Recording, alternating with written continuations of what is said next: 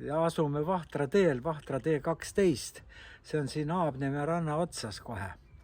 Ja ise tegelen ma kalapüügiga ja teeme kalakohviku. Pakkuda tahan teile kalasuppi, mis on kookospiima ja siis selle, tähendab, ta on niisugune, kuidas öelda, mitte eestipärane, vaid. Ja siis kalasupp ja siis on suitsulest kindlasti. Muidugi on veel sügisesest püügis külmast tulnud kalamarja. Nendele me tahame teha pannkoogid, panna pannkookide peale.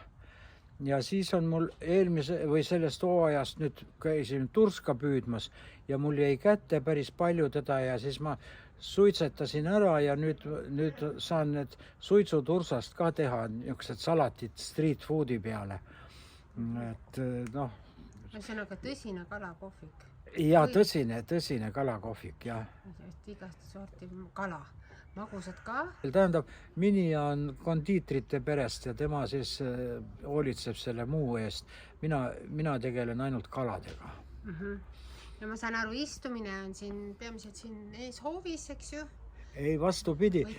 Istumine on meil hoopiski tänava peal. Istumine on lapse tänava peale viid, toolid ja lauad, jah? Näete, meil on siin telk.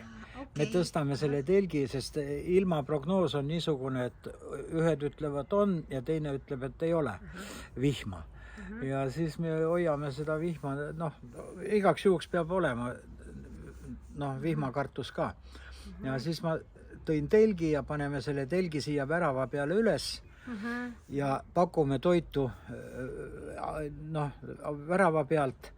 Ja siis siin kõrval on meil parkla, et siin saavad ka parkida inimesed, kui tulevad.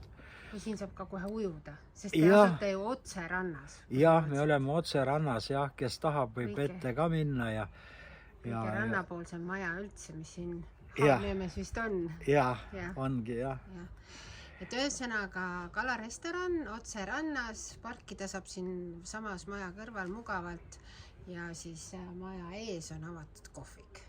Jah. Et tuleb ilus ilm. Mina usun ikka ilusasse ilma. Jah, mina samuti. Et aga kohtumiseni siis laupäeval. Jah, tere tulemast.